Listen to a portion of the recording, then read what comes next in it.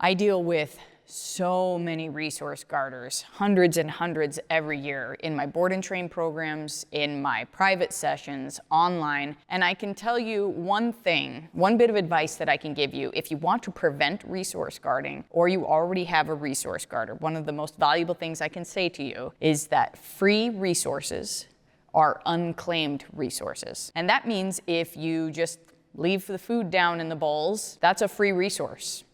And it's also unclaimed. If you leave toys and bones down all the time, those are free resources and they're unclaimed. If your dog is allowed to access your affection and your space anytime that it wants, it's a free, unclaimed resource. And what happens over time is that your dog or dogs start claiming those resources more regularly. And then when someone tries to tell them, well, no, Scruffy, you can't have that bone right now, or you can't have affection right now, or you can't go into that particular place in the house right now, the dog says, no, dear. I've been claiming this all along. These resources are mine. And so what we want to do as the leaders of the household is we want to either claim resources while they are out, or we want to make sure that they are put away. So when I play with dogs, I bring the toy out for playtime, and when playtime is over, the toy goes away. When I bring food out, food is for training.